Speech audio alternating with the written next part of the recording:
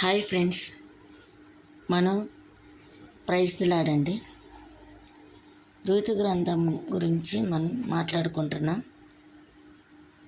First Naomi గురించి తెలుసుకున్నాం. తర్వాత నయోమి కోడల్లో ఒక కోడలి అయిన ఓర్పా గురించి తెలుసుకుందాం. ఆమె మోయాబు దేశస్థురాలు. నయోమి కోడలుగా తన కుమారుడికి వివాహం చేయబడి ఉంది. అంటే తన భర్త చనిపోయాక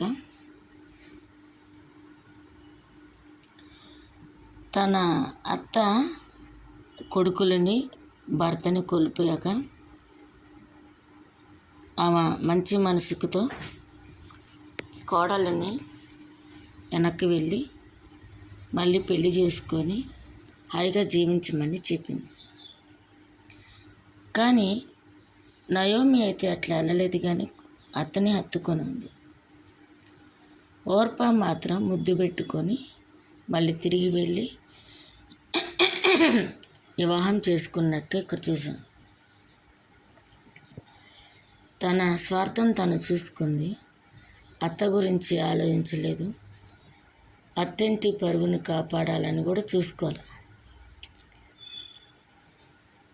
తను పెళ్లి చేసుకొని సంతానంతో భర్తతో హ్యాపీగా ఉండాలి అనుకుంది. ఈ రోజుల్లో చాలామంది కోడళ్ళు అత్తల విషయంలో కూడా అట్లాగే ఉంటున్నారు.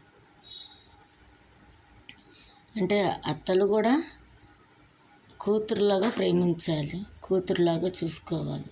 తను ఒక పడి కోడలు అని కూడా అనుకోవాలి. ఒక ఆడ మనిషిగా తను కూడా తోటి ఆడ మనిషి గురించి ఆలోచించాలి. కానీ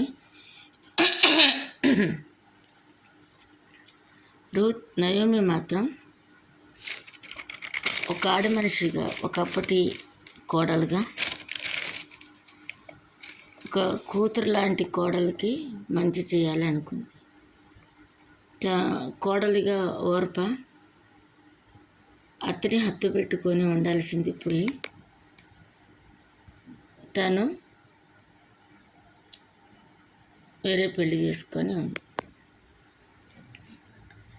తన జీవితాన్ని తను చూసుకుంది. అట్లాగే మనము పాపము విడిచి దేవుని సన్నిధిలో కనిపెట్టి పాపము విడిచి బాప్తీసం తీసుకొని రక్షణ పొందుకున్నాక దేవుని సన్నిధిలో దేవుని ప్రేమను పొందుకుంటూ ఒక్కసారిగా దేవుడు పరీక్ష పెట్టిన యోబుకు కూడా అంతే కదండి. పరీక్ష పెట్టాడు, చాలా పరీక్ష. కానీ దేవుని ఏ రోజు తూలనాడకుండా, దేవుని దూషించకుండా దేవుని వైపే చూస్తూ ఉన్నాడు. కానీ ఈ ఓర్పలాగా మనము దేవుని ప్రేమను ఒక పరీక్షగా దేవుడు మనకు పెట్టినప్పుడు, శ్రమ వచ్చినప్పుడు మళ్ళీ అక్కడి నుంచి వచ్చాము అక్కడికే వెళ్ళిపోతాం. దేవుని నమ్ముకున్నా కానీ ఏ కష్టాలు, ఏ నష్టాలు, ఇంకెక్కడుంటే ఏముందిలే అని చెప్పి సహనంతో దేవుని సన్నిధిలో కనిపెట్టలా, దేవునికి ప్రార్థన చేసుకోలేదు. అట్లాగా మళ్ళీ ఎక్కడికి వచ్చారో అక్కడికే వెళ్ళిపోతారు. అట్లా మనం ఉండకూడదు. దేవుని సన్నిధిలో కనిపెట్టుకొని ఉండాలి. దేవుడు ఏదైతే ఉంటే అది చేయకూడదు. దేనికి ఇష్టమైన బిడ్డగా ఉండాలి. అట్లాగా ఉండటకు మనం సిద్ధం చేసుకుని ఓర్ప అలాగా ఉండకూడదండి. ఓర్ప నయోమి ఇంటికి కోడలుగా వచ్చింది. నయోమి భర్త చనిపోయాడుగా వెళ్ళి వేరే పెళ్లి చేసుకుంది.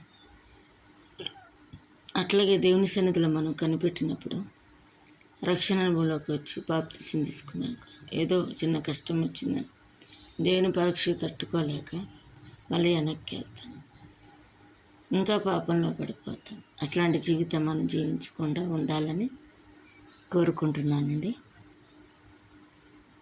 Thank you very much. ఈ వీడియో కనుక నచ్చితే సపోర్ట్ చేయండి, షేర్ చేయండి, సబ్స్క్రైబ్ చేయండి, లైక్ చేయండి, కామెంట్స్ కూడా చేయండి. Praise the lord.